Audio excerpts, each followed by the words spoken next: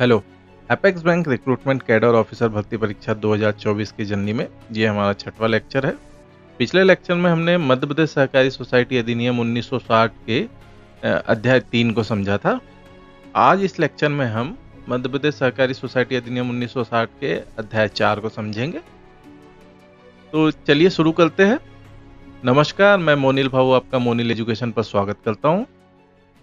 तो देखिए अध्याय 4, जिसमें सदस्य, उनके अधिकार, दायित्व और विशेषाधिकार के संबंध में प्रावधान है, इसको हम समझने का प्रयास करते हैं। तो इसमें जो धारा 31 है, जो कहती है कि सोसाइटियों का निगमित निकाय के रूप में गठन।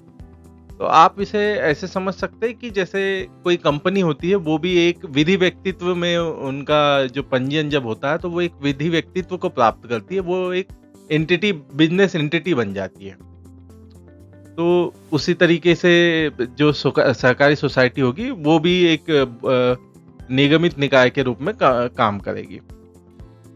इसमें क्या होता है, तो धारा 31 के अनुसार सोसाइटी का पंजीकरण उसे एक निगमित निकाय बना देता है, जिसका अपना स्थायी अस्तित्व, सामान्य मोहर, संपत्ति रखने, अनुबंध करने, मुकदमे दायर करने और कानूनी कार्रवाई करने का अधिकार होता है। यह सोसाइटी को उसके उद्देश्य की पूर्ति के लिए सभी आवश्यक कार्य करने में सक्षम बनाता है।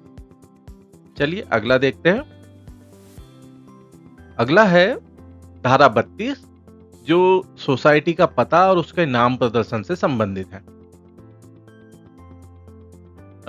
धारा 32 में है, हर सोसाइटी का पंजीकृत पता होना चाहिए जहां सभी नोटिस, सूचनाएं भेजी जा सके, और यदि पता बदलता है तो 30 दिनों के भीतर रजिस्ट्रार को सूचित करना अनिवार्य है। सोसाइटी को अपने नाम, पंजीकृत पते और मध्य प्रदेश सहकारी सोसाइटी अधिनियम 1960 के तहत पंजीकृत शब्दों को स्पष्ट रूप से सभी कार्यालयों, नोटिस, आधिकारिक प्रकाशनों, अनुबंधों, व्यावसायिक पत्रों, रसीदों और वित्तीय दस्तावेजों पर प्रदर्शित करना चाहिए। सोसाइटी के नाम में कोऑपरेटिव और लिमिटेड शब्द या उनके राज्य की आधिकारिक भाषा के समकक्ष शब्द होने चाहिए। प्राथमिक कृषि ऋण सहकारी सोसाइटी अपने पंजीकृत नाम में बैंक, बैंकिंग या बैंकर जैसे शब्दों का उपयोग नहीं कर सकती है। तो देखिए, जो कोऑपरेटिव सोसाइटी है, तो आप देखिए जब भी कोई सोसाइटी का नाम होता है तो उसमें कोऑपरेटिव और लिमिटेड, जैसे आप सहकारी समिति मर्यादित जो अंत में उसमें सुनते होंगे, तो वैसा ही उसमें लिमिटेड शब्द या उस राज्य की आधिकारिक भाषा के समकक्ष शब्द का प्रयोग होता है। अगला है धारा 33, सदस्यों का रजिस्टर। इसको देखते हैं कि प्रत्येक सोसाइटी को अपने सदस्यों का एक रजिस्टर रखना अनिवार्य है, जिसमें सदस्य का नाम, पता, व्यवसाय, शेयर की संख्या, सदस्य बनने और सदस्यता समाप्त होने की तारीख सहित अन्य आवश्यक विवरण दर्ज किए जाए। यदि किसी सदस्य ने अपनी मृत्यु पर शेयर या हित हस्तांतरण के लिए किसी व्यक्ति को नामांकित किया है, तो उस व्यक्ति का नाम और नामांकन की तारीख भी रजिस्टर में दर्ज होनी चाहिए। यह रजिस्टर प्रमाण के रूप में कार्य करता है कि कोई व्यक्ति कब सदस्य बना और कब उसने सदस्यता छोड़ी। तो देखिए, जैसे कोई भी कंपनी में जैसे शेयर होल्डर्स होते हैं ना, वैसे ही समिति में भी सदस्य होते हैं, जो जिनकी सदस्यता से संबंधित एक रजिस्टर मेंटेन किया जाता है, जिसमें उन्होंने कब सदस्यता ली है और उससे संबंधित सभी विवरण दर्ज किए जाते हैं। अगला है धारा 34, सोसाइटी की पुस्तकों में प्रविष्टियों का प्रमाण।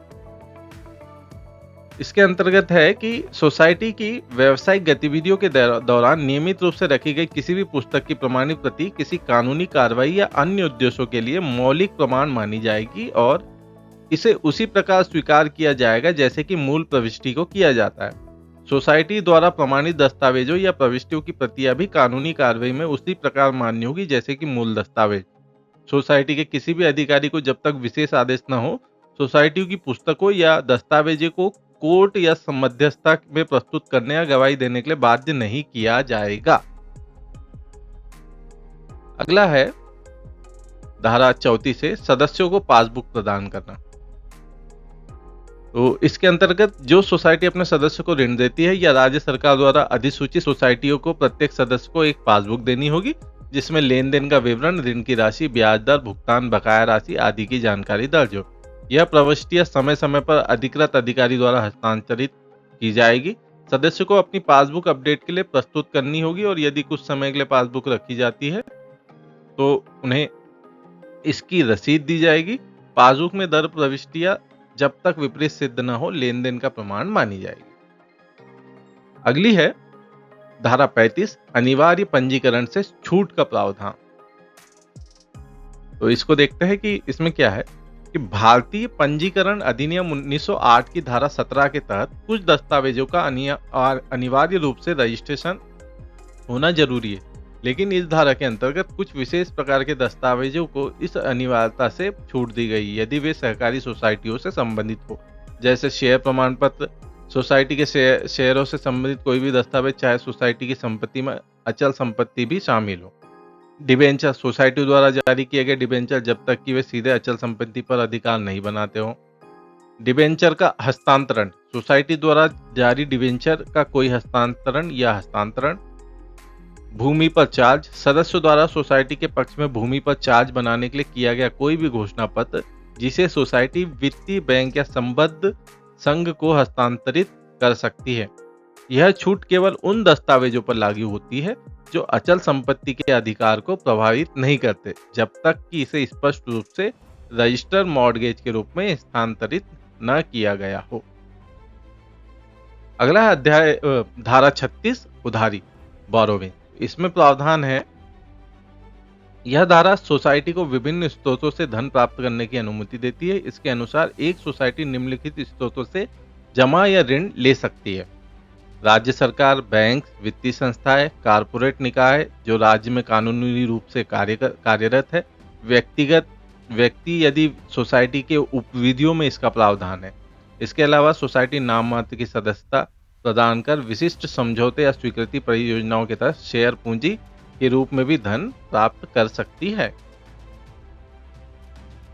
आगे देखें तो अगली है धारा 37, ऋण पर प्रतिबंध।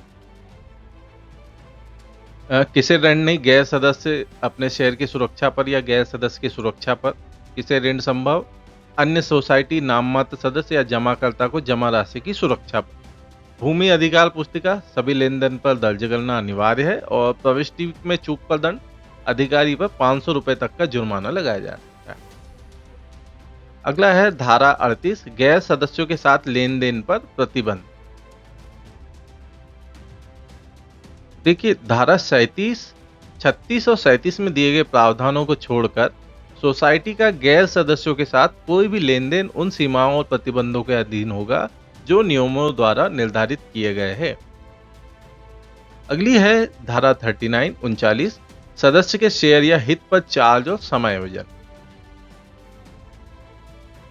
तो इसके अनुसार सोसाइटी का किसी भी वर्तमान, पूरी या मृतक सदस्य के शेयर, जमा, लाभांश, बोनस या मुनाफे पर उस सदस्य द्वारा सोसाइटी के प्रति बकाया कर्ज या देय राशि के लिए अधिकार होता है।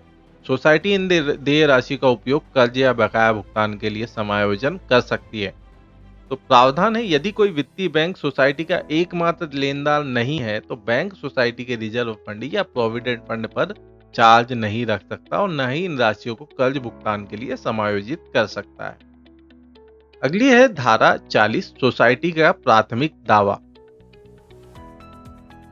इसके अंतर्गत प्राथमिक दावा का अधिकार किसी सदस्य, पूर्व सदस्य या मृतक सदस्य द्वारा सोसाइटी को दिए जाने वाले कर्ज या बकाया राशि पर सोसाइटी का उनके फसलों, अचल चल संपत्तियों पर पहला अधिकार होगा, चाहे कोई भी अन्य कानून लागू हो। अपवाद, राज्य सरकार के भूमि राजस्व, भूमि विकास बैंक के ऋण या भूमि सुधार अधिनियमों के तहत दिए गए कर्ज पर पहले से दावा होने पर सोसाइटी का अधिकार बाद में माना जाएगा। संपत्ति का हस्तांतरण, जिस संपत्ति पर सोसाइटी का चार्ज है वह संपत्ति बिना सोसाइटी की लिखित अनुमति के हस्तांतरित नहीं की जा सकती। हालांकि सदस्य या पूर्व सदस्य भूमि विकास बैंक के पक्ष में संपत्ति का चार्ज बना सकते हैं। नियम का उल्लंघन, यदि कोई व्यक्ति बिना अनुमति के ऐसी संपत्ति का हस्तांतरण करता है तो यह हस्तांतरण सोसाइटी के दावे के खिलाफ अमान्य माना जाएगा। अगला है धारा 41, सहकारी सोसाइटी का संपत्तियों पर पहला अधिकार। प्राथमिक दावा, सोसाइटी का उसके सदस्य, पूर्व सदस्य, मृत सदस्य की भूमि किराएदारी पर कर्ज बकाया राशि के लिए पहला अधिकार होगा, बशर्ते राज्य सरकार या विकास बैंक का पहले से कोई दावा न हो। संपत्ति का हस्तांतरण प्रतिबंध, कर्ज चुकता किए बिना सदस्य अपनी भूमि या अधिकारों को हस्तांतरित नहीं कर सकता, लेकिन सहकारी भूमि विकास बैंक अन्य बैंक या राज्य सरकार के पक्ष में गिरवी रख सकता है। उल्लंघन पर संपत्ति हस्तांतरण अमान्य, बिना अनुमति के किया गया हस्तांतरण अमान्य माना जाएगा। तहसीलदार का सूचना, सोसाइटी को कर्ज का विवरण तहसीलदार को देना होगा, जो इसे रिकॉर्ड में दर्ज करेगा। अगला धारा 41 है सोसाइटी का अचल संपत्ति अधिग्रहण और निपटान का अधिकार। अधिग्रहण का अधिकार, यदि सदस्य द्वारा सोसाइटी के ऋण के बदले भूमि या अचल संपत्ति गिरवी रखी गई है और नीलामी में उचित मूल्य नहीं मिल रहा है, तो सोसाइटी स्वयं उस संपत्ति को खरीद सकती है। संपत्ति का निपटान, अधिग्रहित संपत्ति को सोसाइटी को रजिस्ट्रार द्वारा निर्दिष्ट समय में बेच देना चाहिए। लीज का आधार, बिक्री से पहले सोसाइटी उस भूमि को एक बार में अधिकतम 1 वर्ष के लिए लीज पर दे सकती है, लेकिन लीज धारक को संपत्ति पर स्थायी अधिकार नहीं मिलेगा। कानूनी प्रतिबंध, संपत्ति की बिक्री अन्य कानून के तहत कृषि भूमि की खरीद सीमा और खंडों से संबंधित नियमों के अधीन होगी। आदिवासी भूमि का विशेष प्रावधान, आदिवासी सदस्य की भूमि गैर आदिवासी को नहीं बेची जा सकती, जैसा कि मध्य प्रदेश भू राजस्व संहिता में प्रावधान है। सीलिंग अधिनियम से छूट, मध्य प्रदेश कृषि भूमि सीमा अधिनियम इस पर तब तक लागू नहीं होगा जब तक सोसाइटी ऋण की वसूली के लिए उचित मूल्य पर भूमि नहीं बेच देती। अगला है धारा 42 सोसाइटी के दावे की पूर्ति के लिए वेतन से कटौती। सहमति से कटौती, यदि सोसाइटी का कोई सदस्य एक समझौते पर हस्ताक्षर करता है तो उसके नियोक्ता को उसके वेतन से सोसाइटी के बकाया का भुगतान करने के लिए कटौती करने का अधिकार होगा। प्राधिकरण की आवश्यकता नहीं, इस समझौते के बाद किसी भी प्राधिकरण से ऋण की पुष्टि की आवश्यकता नहीं है और नियोक्ता को सोसाइटी द्वारा लिखित अनुरोध मिलने पर वेतन से कटौती कर इसे सोसाइटी को देना होगा। कटौती न करने पर नियोक्ता की जिम्मेदारी, अगर नियोक्ता कटौती नहीं करता है या सोसाइटी को राशि नहीं भेजता है तो सोसाइटी उस राशि को नियोक्ता से भूमि राजस्व के बकाया के रूप में वसूल सकती है। लागू अपवाद, यह प्रावधान रेलवे, खनन और तेल क्षेत्र में कार्यरत कर्मचारियों पर लागू नहीं होगा। सरकारी कर्मचारियों के लिए, सरकारी सेवकों के लिए ड्राइंग और डिसबर्सिंग ऑफिसर को नियोक्ता माना जाएगा। अगला है धारा 43 कोष और लाभांश का प्रबंधन। फंड और डिविडेंड से है, फंड और प्रॉफिट से जो कोष बनाए जाते हैं। तो देखिए जैसे लाभ का वितरण क्या होता है कि जैसे सोसाइटी कुछ लाभ कमाती है तो उसमें से कुछ हिस्सा फंड के रूप में बना के रखा जाता है जो अकस्मात स्थितियों में काम आता है। तो लाभ का वितरण, सोसाइटी अपने फंड का कोई हिस्सा सिवाय शुद्ध मुनाफे के बोनस या लाभांश के रूप में सदस्य को वितरित नहीं कर सकती। सदस्य को सेवाओं के लिए उपविधियों के अनुसार पारिश्रमिक दिया जा सकता है।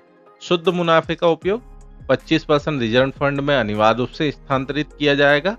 कुछ संस्थानों को योगदान देना होगा जैसे कि रजिस्ट्रार द्वारा निर्धारित है। सहकारी क्रेडिट संरचना को छूट है। 20% इक्विटी रिडेम्पशन फंड में यदि सरकारी भागीदारी हो। लाभांश की सीमा, बिना रजिस्ट्रार की अनुमति के 25% से अधिक का लाभांश सदस्य को नहीं दिया जा सकता। दान और सहकारी विकास, शुद्ध मुनाफे का 5% तक हिस्सा सहकारी विकास या चैरिटेबल उद्देश्य के लिए दिया जा सकता है, लेकिन यह रजिस्ट्रार की मंजूरी के बाद ही होगा। राजनीतिक या धार्मिक योगदान पर प्रतिबंध, सोसाइटी किसी भी राजनीतिक दल या धार्मिक संगठन को प्रत्यक्ष या अप्रत्यक्ष रूप से धन या वस्तु के रूप में योगदान नहीं दे सकती। चलिए अगला है धारा 43A लाभ का विनियोजन, एप्रोप्रिएशन ऑफ प्रॉफिट। शुद्ध लाभ की गणना, तो शुद्ध लाभ की गणना के लिए सोसाइटी अपने कुल लाभ में से निम्नलिखित मदों को घटाकर शुद्ध लाभ की गणना करेगी, जैसे लंबित ब्याज, प्रबंधन शुल्क, ऋण और जमा पर देय ब्याज, ऑडिट शुल्क, कार्य व्यय, अवमूल्यन, कर्मचारी को बोनस, आयकर भुगतान, सहकारी संघ की सदस्यता शुल्क, विकास, खराब ऋण, मूल्य उतार चढ़ाव, डिविडेंड आदि के लिए निधि, कर्मचारी की सेवानिवृत्ति लाभ और उपभोक्ता व्यवसाय वाली सोसाइटियों के लिए छूट, रिबेट, बुरी ऋणों पर लेखा जोखा और गैर निष्पादित परिसंपत्तियों के लिए प्रावधान। पूर्व वर्ष का ब्याज जोड़ना, पिछले वर्षों का लंबित ब्याज जो इस वर्ष में वसूला गया हो उसे शुद्ध लाभ में जोड़ा जा सकता है और फिर इसे धारा 43 के अनुसार विनियोजित किया जाएगा। अगला है धारा 43B घाटे की जिम्मेदारी। इसके लिए प्रावधान है कि घाटा होने पर यदि किसी वर्ष में सोसाइटी को परिचालन घाटा होता है तो समिति को उसके कारणों को आम सभा के समक्ष रखना होगा। घाटे की भरपाई आम सभा के कारणों की जांच करेगी और यदि घाटा सामान्य व्यावसायिक गतिविधियों के कारण हुआ है तो उसे यह निर्णय ले सकती है कि घाटे की भरपाई आंशिक या पूरी तरह से सदस्यों या रिजर्व फंड से की जाए। अगला है धारा 44 कोष का निवेश। तो निवेश के विकल्प है जो सरकारी खाते, बैंक, वित्तीय संस्थान, संघीय सोसाइटी या सीमित देयता वाली सोसाइटी के शेयरों में सोसाइटी निवेश कर सकती है। इसके अलावा रिजर्व फंड रजिस्ट्रार द्वारा तय शर्तों के अनुसार ही उपयोग। संपत्ति में निवेश केवल आवासीय सोसाइटी को अनुमति है। जमा सुरक्षा, जमा स्वीकार करने वाली सोसाइटियों को रजिस्ट्रार के अनुसार तरल संसाधन बनाए रखने होंगे। अगला है धारा 45 सोसाइटी को राज्य सहायता, ग्रांट ऑफ स्टेट एड। तो आवेदन सोसाइटी शेयर पूंजी के अलावा किसी अन्य प्रकार की राज्य सहायता के लिए रजिस्ट्रार को कारण बताते हुए आवेदन कर सकती है। रजिस्ट्रार की सिफारिश है। रजिस्ट्रार आवेदन प्राप्त होने पर यदि उसे सोसाइटी के हित में सहायता आवश्यक लगे तो राज्य सरकार को सिफारिश करेगा। राज्य सरकार की मंजूरी, राज्य सरकार शर्तों के अनुसार उपयुक्त सहायता प्रदान कर सकती है। अगला है धारा 47 से शीर्ष सोसाइटी, एपेक्स सोसाइटी से संबंधित है।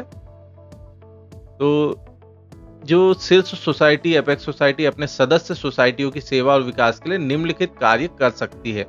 सहकारी सिद्धांतों का पालन सुनिश्चित कराना, सहकारी सोसाइटियों को बढ़ावा देना और मॉडल उपविधि तैयार करना, प्रशिक्षण, शिक्षा और सहकारी सिद्धांतों का प्रचार करना, शोध और विकास योजनाएं बनाना, सदस्य सोसाइटियों के बीच सौहार्दपूर्ण संबंध बनाए रखना, विवादों का समाधान करने में मदद करना, सदस्य सोसाइटियों के हित का प्रतिनिधित्व करना, व्यावसायिक सेवा प्रदान करना, वार्षिक ऑडिट, चुनाव और आम बैठकों का समय पर आयोजन सुनिश्चित करना, कानूनी सहायता और सलाह देना। तो देखिए, ये जो था ये मध्य प्रदेश सहकारी सोसाइटी अधिनियम 1960 का अध्याय 4 था, जिसके हमने विभिन्न प्रावधान देखे। अगले चूंकि लेक्चर बहुत बड़ा हो रहा है, तो हम अगले लेक्चर में अध्याय 5 और उसके प्रावधान को पढ़ेंगे और समझने का प्रयास करेंगे। तो चलिए, आज के लिए सिर्फ इतना ही। अगर आपको ये लेक्चर अच्छा लगा है, उपयोगी लगा है, तो please like, share and comment जरूर करके बताएं हमें। अगर आपको किसी और विषय पर वीडियो चाहिए तो धन्यवाद।